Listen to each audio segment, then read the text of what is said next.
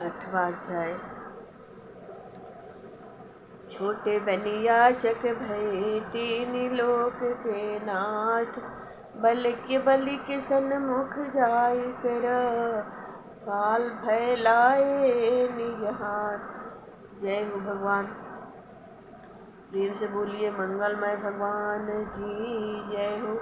जय जय वामन भगवान की जय। सुखदेव जी बोले कि राजा परीक्षित, समय आने पर अदिति के गर्भ से आदि पुरुष भगवान प्रकट हुए। उस समय संपूर्ण ग्रह नक्षत्र तथा जगत का वातावरण और शोभा अलौकिक थी। वायु सुगंधित होकर बहने लगी, सूर्य का प्रकाश मंद गति से जाने लगा। उस शुभ अभिजीत नक्षत्र में विजया द्वादशी के दिन भगवान का जन्म हुआ। उस दिन भाद्रपद शुक्ल पक्ष की श्रवण नक्षत्र वाली द्वादशी थी। सूर्य आकाश के मध्य में थे। शंख ढोल मृदंग आदि बजने लगे तथा फूलों की वर्षा होने लगी। गंधर्व अप्सराएं नाचने लगी तथा देवता उनकी स्तुति करने लगे। अदिति ने भगवान के अलौकिक दिव्य स्वरूप की झांकी की। वह चतुर्भुज स्वरूप शंख चक्र गदा पद्म से युक्त था। उनके बड़े बड़े नेत्र कमल के समान थे। श्याम वर्ण पर पीताम्बर शोभायमान था। वक्ष स्थल पर श्रीवत्स का चिन्ह तथा वनमाला शोभायमान थी। सिर पर मुकुट, कमर में करधनी तथा बाजूबंद शोभायमान थे। उनकी कांति से कश्यप जी के घर का अंधकार दूर हो गया। प्रजापति कश्यप ने जब भगवान का अवतार हुआ देखा तब वे अति विस्मय होकर भगवान की जय बोलने लगे। कश्यप जी ने 52 भगवान का जाति कर्म संस्कार किया। उनका उपनयन संस्कार होने लगा। तब गायत्री का उपदेश दिया। बृहस्पति जी ने यज्ञोपवीत दिया। कश्यप जी ने मेखला दी। पृथ्वी ने मृगचर्म और चंद्रमा ने दंड तथा माता अदिति ने कोपनीय धारण करने को दी। आकाश ने छत्र, ब्रह्मा जी ने कमंडल, सप्तऋषियों ने कुश तथा सरस्वती ने रुद्राक्ष की माला प्रदान की। इस प्रकार 52 भगवान का उपनयन संस्कार हुआ। कुबेर जी ने भिक्षा का पात्र तथा जगत जननी उमा ने भिक्षा दी। इस प्रकार ब्रह्मचारी 52 भगवान का सबने सम्मान किया और वे ब्रह्म तेज से शोभायमान होने लगे। हे राजन, उस समय दैत्यराज बलि भृगुवंशी ब्राह्मणों की आज्ञा अनुसार 100वां अश्वमेध यज्ञ कर रहा था। उसका वह यज्ञ इंद्र पर पद प्राप्ति के लिए अंतिम यज्ञ था। यह यज्ञ नर्मदा नदी के उत्तर तट पर भृगु कक्ष नामक स्थान पर हो रहा था। 52 भगवान बटुक भेष में असाह ब्रह्म तेज के साथ उसी स्थान पर पहुँचे। राजा बलि के यज्ञ में बैठे हुए सब ब्राह्मण, ऋषि आदि ने उनको देखा, किंतु उनके असाह तेज को देखकर उन्हें ऐसा प्रतीत हुआ कि सूर्य भगवान स्वयं राजा बलि से प्रसन्न होकर वर देने को आ रहे हैं। 52 भगवान के तेज से सबके तेज निस्तेज हो गए। शुक्राचार्य जी अपने शिष्यों सहित बड़े विस्मय में आए तथा हजारों प्रकार की कल्पनाएं करने लगे। कहीं अग्निदेव अथवा सनंत कुमार तो नहीं है, अथवा इंद्र तो विघ्न उपस्थित करने नहीं आ रहा है। उसी समय हाथ में छत्र, दंड तथा जल से भरा कमंडल लेकर 52 भगवान ने यज्ञ में प्रवेश किया। उनके गले में यज्ञोपवीत तथा कमर में मूंज की मेखला थी। बगल में मृगचर्म, सिर पर जटा धारण किए हुए 52 ब्राह्मण के भेष में मायापति भगवान ब्रह्मचरी के रूप में यज्ञ मंडप में पधारे। जय ही प्रभु जी। उनके तेज से प्रभावित होकर सभी ब्राह्मण, ऋषि अग्नियों सहित उठकर खड़े हो गए और उन्होंने प्रणाम किया। 52 भगवान के सभी अंग लघु रूप में अति सुंदर, दिव्य तथा दर्शनीय थे। बलि ने उठकर उन्हें आसन प्रदान किया और मधुर वाणी से उनका सत्कार करते हुए उनके पैर धोए तथा उनकी पूजा की। दैत्यराज ने उनके चरणों के धोवन को अति पवित्र मानकर बड़े प्रेम से मस्तक पर धारण किया। दैत्यराज ने बलि से कहा, हे ब्राह्मण कुमार, आपका शुभ आगमन अति उत्तम हुआ। मैं आपको नमस्कार करता हूँ। मुझे आज्ञा दीजिए, मैं आपकी क्या सेवा करूँ। ऐसा प्रतीत होता है कि बड़े बड़े ब्रह्मर्षियों का तेज तथा तपस्या ही स्वयं मूर्तिमान होकर मेरे यज्ञ को पवित्र करने के लिए पधारे हैं। आपके चरणोदक से मैं तथा मेरा घर पवित्र हो गया। संपूर्ण यज्ञों का फल मुझे अनायास ही मिल गया। आपके ये छोटे छोटे चरण जिस भूमि पर पड़े हैं वह सारी पृथ्वी पवित्र हो गई। हे ब्रह्मचरी जी, आप जो चाहे धन, रत्न, स्वर्ण, गाय, उत्तम भवन, अन्न, विवाह के योग्य कन्या, घोड़े, हाथी, पीने की वस्तु जो चाहे मुझसे मांग ले, मैं अवश्य ही वो मांगी वस्तु आपको दूंगा।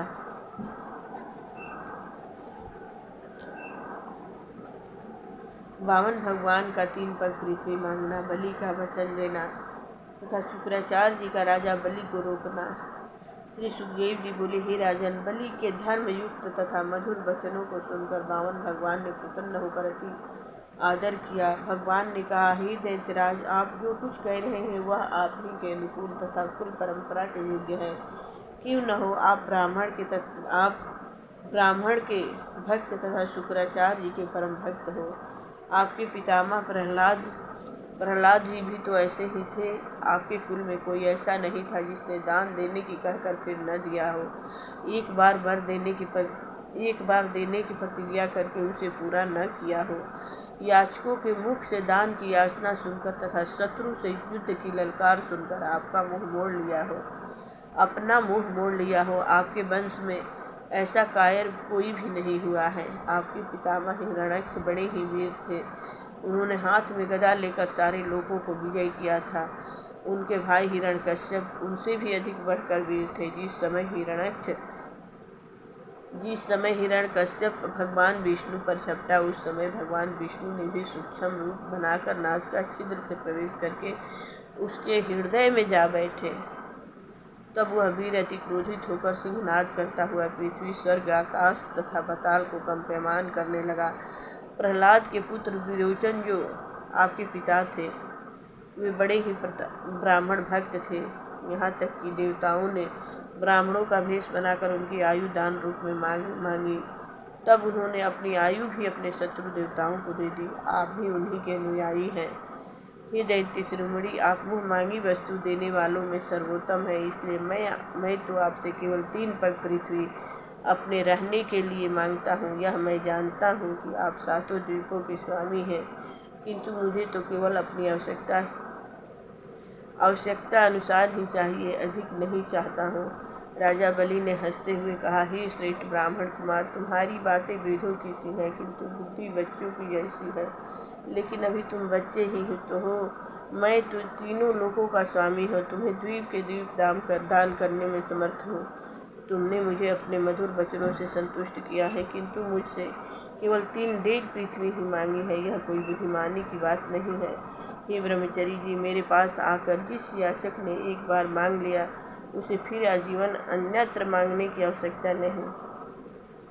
अतः तुम अब भी जितनी आवश्यकता हो उतनी भूमि मांग लो।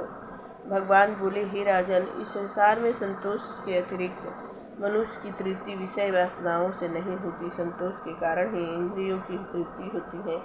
जिसको 3 पग भूमि में संतोष नहीं है, उसे सारा भूखंड प्राप्त होने पर भी संतोष प्राप्त नहीं हो सकता, क्योंकि उसके मन में और अधिक पाने की इच्छा बनी रहती है। राजन, पृथु गए आदि राजा 7 द्वीपों के स्वामी थे। उनके पास भोगों की अपार सामग्री थी, किंतु वे भी बिना संतोष अपनी तृष्णा को पूरी न कर सके। प्रारंभ से जो कुछ मिल जावे उसी में संतोष कर लेना अति उत्तम है। संतोष के बिना तीनों लोगों का राज प्राप्त होने पर भी मनुष्य संतुष्ट नहीं होता है, और इसी कारण जीव जन्म मरण के चक्कर में रहता है। संतोषी ब्राह्मण का तेज बढ़ता है तथा असंतोषी का तेज घटता है।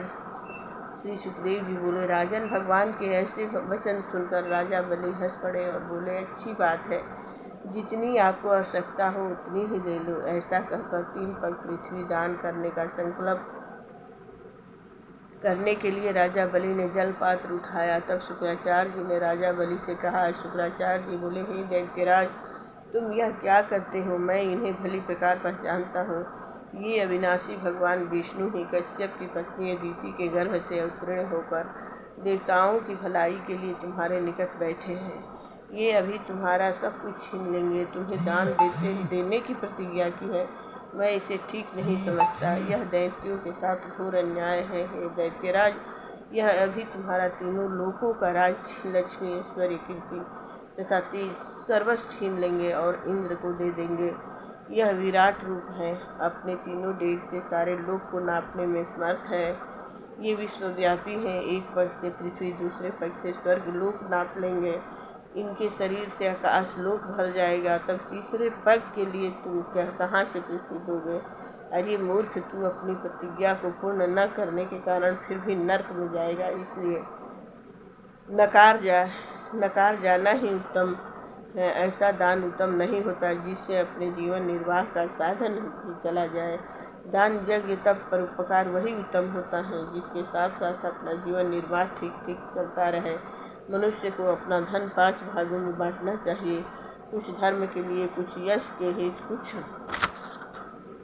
धन की वृद्धि हेतु, कुछ भोगों के हेतु तथा कुछ अपने कुटुंबियों के लिए धन रखना चाहिए। यदि तुम्हें अपनी प्रतिज्ञा भंग होने का भय है तो मैं तुम्हें श्रुति का वचन सुनाता हूँ। किसी को देने की प्रतिज्ञा करना तो सत्य है तथा मना कर देना सत्य है। यह शरीर एक वृक्ष है तथा सत्य इसका फल फूल है। इस शरीर रूपी वृक्ष के न रहने पर वह सत्य रूपी फल फूल भी नहीं रह सकते हैं। अपने धन को खर्च कर देने का तात्पर्य यह है कि अपने शरीर को खर्च कर दिया। जब शरीर ही न रहा तब सत्य कहाँ से रहेगा?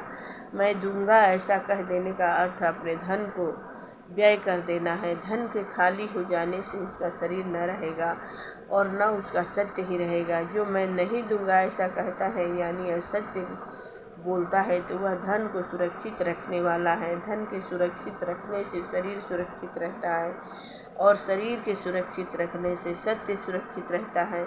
किंतु यह असत्य भाषण हर समय नहीं करना चाहिए, क्योंकि वह अपकीर्ति का कारण हो जाता है और अपकीर्ति मृत्यु के समान है। असत्य भाषण स्त्रियों को प्रसन्न करने के लिए हास परिहास में, विवाह आदि में, कन्या आदि की प्रशंसा करते समय, अपनी आजीविका की रक्षा के लिए, प्राण संकट में आने पर, गौ ब्राह्मण की रक्षा के लिए तथा किसी को मृत्यु से बचाने के लिए झूठ बोलना पाप नहीं है। भगवान वामन का विराट रूप धारण करके पृथ्वी को नापना। 3 लोक के नाथ ने छले ओ बलि को आए, लेकर के सब राजधना इंद्र ही दिन हो जाए। सुखदेव जी बोले, राजा परीक्षित, हे राजन,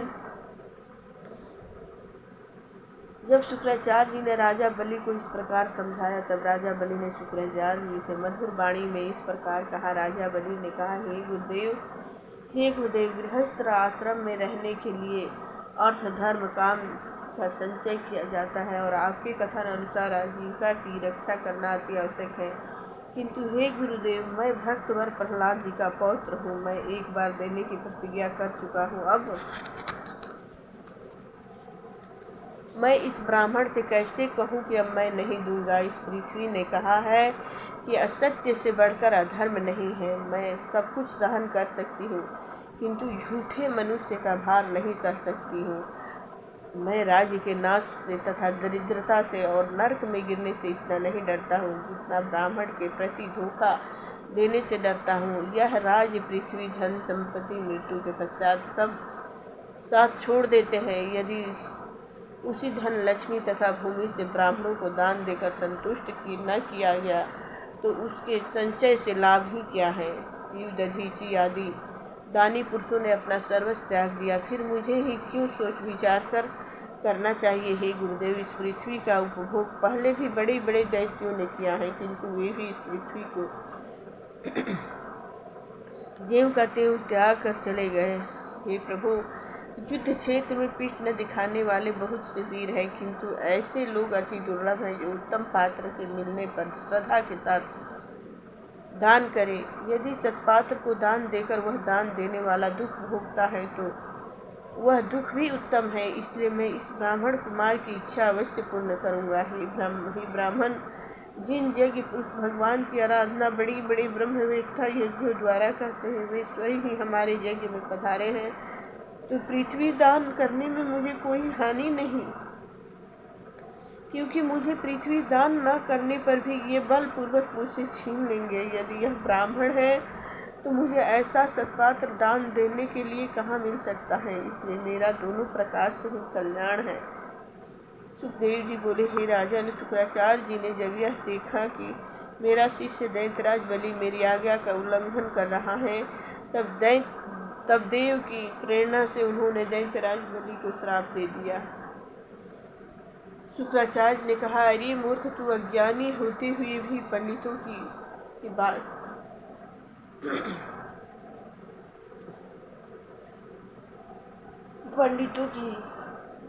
बातें करता है।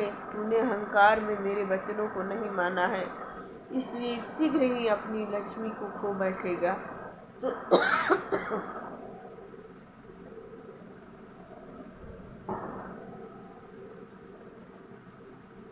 ये राजन, दैत्यराज बलि श्राप के योग्य नहीं थे, क्योंकि वे अपनी प्रतिज्ञा पर अटल थे। गुरु श्राप को सुनकर भी अपनी प्रतिज्ञा से न टले। उन्होंने बावन भगवान की विधिवत पूजा की और 3 पग पृथ्वी देने का संकल्प हाथ में जल लेकर कर लिया। महारानी विंध्यवाती ने जल का स्वर्ण पात्र लाकर 52 भगवान के चरण पखारने के लिए दैत्यराज बलि को दिया। दैत्यराज बलि ने बड़े आनंद से प्रेम मग्न होकर भगवान के सुंदर चरणों को पखारा और चरणों तक अपने सिर पर चढ़ाया। उस समय आकाश से पुष्पों की वृष्टि होने लगी। देवता, गंधर्व, अप्सराएं गुणगान करने लगे। ये राजा परीक्षित, इस समय एक विचित्र घटना घटी। उन 52 भगवान का वह स्वरूप बढ़ने लगा। वह विश्व विराट स्वरूप इतना बढ़ा कि पृथ्वी, आकाश, स्वर्ग, 10 दिशाएं, समुद्र, पाताल, देवता, मनुष्य, पशु, पक्षी सभी उसमें समा गए। राजा बलि ने उस विराट स्वरूप में संपूर्ण चराचर जगत को देखा। चरण तल में रसातल तथा चरणों में पृथ्वी, कुंडलियों में पर्वत, जांघों में मरुदगण, घुटनों में पक्षी देखे। विराट भगवान के वस्त्रों में संध्या, जघन स्थान में असुर, नाभि में आकाश, हृदय में नक्षत्र, कोख में 7 समुद्र देखे। इस प्रकार राजा बलि ने सर्वात्मा भगवान में संपूर्ण ब्रह्मांड को देखा। भगवान के पास चक्र, सुदर्शन, सारंग, धनुष, पांचजन्य, शंख, कौमुद की गदा तथा चंद्राकार ढाल, तलवार, अक्षय बाणों के 2 तरकश, सुंदर आदि पार्षद गण तुरंत सेवा में आ गए। भगवान के मस्तक पर मुकुट, वक्ष स्तर पर बलमाला, कंठ में कौस्तुभ मणि, कमर में करधनी, बाजूबंद तथा शरीर पर पीताम्बर शोभायमान था। उन्होंने अपने एक पग से सारी पृथ्वी, दूसरे पग से स्वर्ग नाप लिया। शरीर से आकाश तथा भुजाओं से 10 दिशाओं भर दिया। तीसरे पग के लिए बलि के पास कोई वस्तु शेष न रही। भगवान का दूसरा पग महलोक, जनलोक, तपलोक तथा सत्यलोक में पहुँच गया तथा सत्यलोक में पहुँचने पर ब्रह्मा जी ने उनके नख चंद्र को अपने कमंडल के जल में धोया। उसी से गंगा जी की उत्पत्ति हुई। राजा बलि का बंधन, बलि बांधो सब धन हरियो, ऐसी प्रभु की टेक, 52 बनी आचक भय, नहीं निभायो भेक। सुखदेव जी बोले, राजन, भगवान के नखचंद्र की ज्योति से सत्यलोक की ज्योति फीकी पड़ गई। उन्होंने संकादिक महर्षियों सहित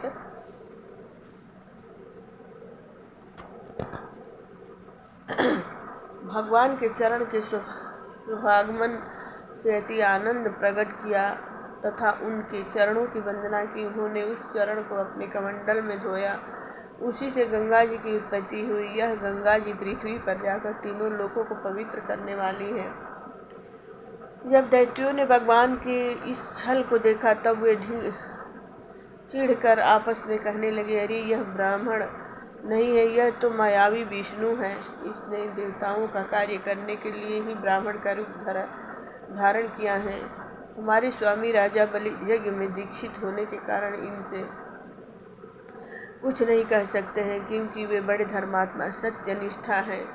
ब्राह्मणों के तो वह परम भक्त हैं, वे कभी असत्य नहीं बोलते हैं। अतः इस समय हमारा यह धर्म है कि हम अपने शत्रु को मार डालें। ऐसा सोचकर दैत्यराज बलि के असुरों ने अपने हथियार उठा लिए और राजा बलि के रोकने पर भी वे 52 भगवान पर टूट पड़े। हे राजा परीक्षित, जब भगवान के पार्षदों ने दैत्यों को आक्रमण करते हुए देखा, तब उन्होंने हंसकर उन्हें रोक दिया। नंद सुनंद जय विजय।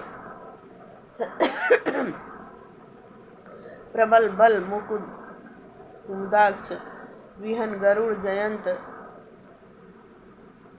पुष्पदंत तथा सात्वत, यह सभी पार्षद 10-10 हजार हाथियों के बल वाले थे। वे असुरों की सेना पर टूट पड़े। जब दैत्यराज बलि ने भगवान के पार्षदों तथा अपने सैनिकों को लड़ते देखा, तब वो शुक्राचार्य जी का श्राप स्मरण करके उन्होंने अपने दैत्यों को रोक दिया। वे बोले, हे दैत्यों,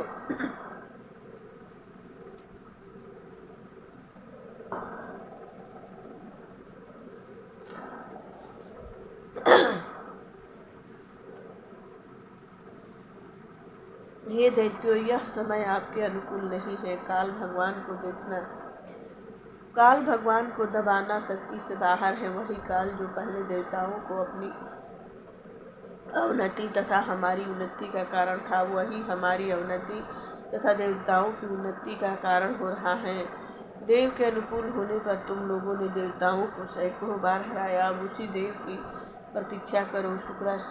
सुखदेव जी बोले, राजा बलि के ऐसे वचन सुनकर दानव लोग दैत्यराज बलि को छोड़कर रसातल को चले गए।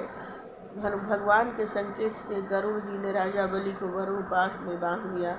उस दिन यज्ञ का अंतिम दिन होने के से सोमरस पान करने का दिन था। जब भगवान ने बलि को बांधा, तब पृथ्वी, आकाश तथा संपूर्ण दिशाओं में हाय हाय शब्द होने लगा। सब लोग राजा बलि के धैर्य तथा सर्वस्व दान की प्रशंसा कर रहे थे। हे राजा परीक्षित, बलि को बांधकर भगवान ने उससे कहा, ये अभिमानी असुर, तुमने 3 पग पृथ्वी देने के लिए मुझसे कहा था। 2 पगों में मैंने भूलोक स्वर्गलोक नाप लिया, शरीर से आकाश भर गया। अब तीसरे पग के लिए तुझे मुझे भूमि देकर अपनी प्रतिज्ञा पूरी करो। प्रतिज्ञा के पूरे न होने पर तुम्हें नर्क भोगना पड़ेगा। तुम्हारे गुरु ने तो असत्य बोलने के लिए तुमसे कहा ही था। अब तुम अवश्य नर्क में जाओगे। जो दाता याचक से देने की प्रतिज्ञा करके नहीं देता है, तो उसके सारे पुण्य फल नष्ट हो जाते हैं, उसे नर्क में गिरना पड़ता है। तुम्हें धनी होने का बड़ा अहंकार था। तुमने मुझसे दूंगा ऐसी प्रतिज्ञा की थी। अब तुम इस धोखे तथा असत्य भाषण के बदले कुछ वर्षों तक नर्क भोगो। बलि के द्वारा भगवान की स्तुति करना तथा बलि पर भगवान का प्रसन्न होना। सुखदेव जी बोले, हे राजा परीक्षित, जब वशिष्ठ शिरोमणि बलि का भगवान ने इस प्रकार अनादर किया और उससे ऐसे कटु वचन कहे, तब भी दैत्यराज बलि अपने धैर्य तथा सत्य से नहीं डिगे और बोले, हे आराध्य देव, आपकी कीर्ति महान है। मैं कभी असत्य भाषण नहीं करता। मैंने आपको धोखा नहीं दिया है। मैं अभी अपने वचनों को सत्य करके दिखाता हूँ। आपने 1 पग से मेरी सारी पृथ्वी नाप ली है, दूसरे से स्वर्गलोक नाप लिया है। अब आप तीसरे पग को मेरे सिर पर रख दीजिए। इतना कहकर दैत्यराज बलि ने अपना सिर झुका दिया। दैत्यराज बलि बोले, भगवान, मुझे नर्क में जाने का भय नहीं है और न मुझे तीनों लोक के राज के छीनने का भय है। मैं वरुण पास से भी नहीं डरता हूँ। मेरे पास चाहे कुछ भी न रहे, आप चाहे मुझे कितना भी दंड दे, इसका भी मुझे भय नहीं है। यदि मुझे भय है तो अपनी अपकीर्ति ढूंढने का है। महान पुरुषों द्वारा दिया हुआ दंड तो जीव के लिए उपदेश स्वरूप है। माता पिता भाई बंधु मोह बस दंड नहीं दे सकते हैं। आप हमारी भलाई के लिए असुरों को छिपे रूप से इस प्रकार दंड देकर शिक्षा देते हैं। आप हमारे परम गुरु आराध्य देव तथा पूजनीय हैं। हम लोग धन बल वैभव आदि के मत में अंधे हो जाते हैं, तब आप उन वस्तुओं को हमसे छीनकर हमें उपदेश रूपी नेत्र प्रदान करते हैं। हे भगवान, आपने हमारा महान उपकार किया है। असुर लोग आपसे वैर भाव रखते हैं, परंतु वे भी अनुपम मोक्ष प्राप्त करते हैं। वैसा ही दंड आप मुझे देकर अनुग्रहित कर रहे हैं। इस दंड से न तो मुझे कोई कष्ट हुआ है और न लज्जा। आपने मेरे पितामह प्रहलाद जी पर अति कृपा की थी। हिरण्यकश्यप ने आपसे बैर किया था, प्रहलाद जी को अनेकों कष्ट दिए। प्रहलाद जी के परम ज्ञानी होने के कारण उन्होंने अपनी संपूर्ण नाशवान विभूतियाँ आपके चरणों में निछावर कर दी। इसी कारण उन्हें आपका परम पद प्राप्त हुआ। ऐश्वर्य और लक्ष्मी के कारण ही जीव की बुद्धि मारी जाती है। वह अपने जीवन को नश्वान तथा अनित्य नहीं समझता है। सुखदेव जी बोले, हे राजा परीक्षित, जिस समय राजा बलि भगवान से इस प्रकार कह रहे थे उस समय भक्तवर प्रहलाद भी वहाँ पर आ गए। राजा बलि ने अपने पितामह को श्री संपन्न चतुर्भुज स्वरूप पीताम्बर धारण किए हुए देखा। तब बलि ने वरुण पास में बंधे हुए ही उन्हें सिर झुकाकर प्रणाम किया। उनके नेत्रों में आंसू झलक उठे तथा लज्जा से सिर नीचा हो गया। जब भक्तवर प्रहलाद जी ने भगवान के दिव्य स्वरूप के दर्शन किए और नंद सुनंद आदि पार्षदों को देखा, तब वे अपने स्वामी के प्रेम में पुलकित हो गए और आनंद विभोर होकर प्रेम आंसू बहाते हुए सिर झुकाकर उन्हें साष्टांग दंडवत प्रणाम किया। प्रहलाद जी बोले, हे भगवान, आपने इस बलि को तीनों लोकों का ऐश्वर्य तथा इंद्र पद प्रदान किया था, वही अब आपने इससे छीन लिया। जैसा आपका देना अति सुंदर है, वैसा ही आपका लेना भी अति सुंदर है। आपने इस असुर से राजलक्ष्मी छीनकर बड़ी कृपा की है। लक्ष्मी के मद में बड़े बड़े ज्ञानी पुरुष भी अंधे हो जाते हैं। आप ही इन असुरों पर कृपा करते रहते हैं। आपको मेरा नमस्कार है। सुखदेव जी बोले, हे राजन, इतना कहकर प्रहलाद जी शांत हो गए। उस समय ब्रह्मा जी कुछ कहना चाहते थे, किंतु इतने ही में दैत्यराज बलि की पतिव्रता पत्नी विंध्यावती भगवान के चरणों में प्रणाम करके इस प्रकार बोली। हे विंध्यावती ने कहा, हे परमात्मा, आप अपने खेल के लिए ही इस संपूर्ण जगत की सृष्टि रचते हो। बुद्धि लोग ही अपने को इसका स्वामी मानते हैं। वास्तव में आप ही इसके कर्ता भरता हरता हैं। अपने को झूठमूठ करता मानने वाले आपको क्या दे सकते हैं? वह तो स्वयं आपकी ही आप ही की कृपा के भिखारी हैं। ब्रह्मा जी ने कहा, हे जगत गुरु, अब आप इस दैत्य को छोड़ दीजिए। इसने आपको सर्वस्व दे दिया, सारी पृथ्वी तथा पुण्य कर्मों से उपार्जित स्वर्ग लोक भी दे दिया। यहाँ तक कि इसने अपने शरीर को भी आत्मा सहित आपके चरणों में समर्पित कर दिया। अतः अब यह दंड का भागी नहीं है। जो मनुष्य श्रद्धा तथा प्रेम से आपको एक तुलसी दल भी समर्पित कर देता है, आप उसी से प्रसन्न हो जाते हैं। किंतु इस बलि ने तो आप अपने तीनों लोकों का राजदान में दे दिया है, फिर दंड का भागी किस प्रकार हो सकता है? श्री भगवान बोले, हे ब्रह्मा जी, मेरी जिस पर कृपा होती है, मैं पहले उसका धन छीन लेता हूँ, क्योंकि मनुष्य धन के अहंकार में अंधा होकर मुझे भूल जाता है और अनेक योनियों में भटकता रहता है। मेरी अति कृपा से ही उसे मनुष्य योनि प्राप्त होती है। उत्तम कुल, रूप, विद्या, धन, ऐश्वर्य आदि उसे प्राप्त होते हैं। परंतु जो मेरे शरणागत होते हैं, उन्हें ये वस्तुएं मोहित नहीं करती हैं। मैंने दानव राज बलि की भली प्रकार परीक्षा कर ली है। इसका धन छीन लिया, राजपद से अलग कर दिया तथा इसे वरुण पास में बांध दिया। भाई, बंधु, सेवक इसे त्याग कर चले गए। यहाँ तक कि गुरु ने भी इसे श्राप दे दिया, किंतु इस धैर्यवान ने अपना धैर्य नहीं त्यागा। इतना दुख भोगने पर भी अपनी प्रतिज्ञा से विचलित नहीं हुआ तथा अपने धैर्य पर अटल रहा। मैं अब इसे उत्तम लोक देता हूँ, जिसके लिए बड़े बड़े देवता भी तरसते हैं। श्रावण्य मनवंतर में यह मेरा भक्त इंद्र होगा। तब तक यह विश्वकर्मा के द्वारा निर्मित सुतल लोक में रहेगा। वहाँ पर रहने वाले प्राणियों को मानसिक रूप, थकावट, तंद्रा नहीं व्यापती तथा कोई भी शत्रु उसे पराजित नहीं कर सकता। तब भगवान राजा बलि से बोले, हे महाराज इंद्रसेन, तुम्हारा कल्याण हो। तुम अपने कुटुंबियों सहित सुतल लोक में निवास करो। वह लोक देवताओं के लिए भी दुर्लभ है। जो दैत्य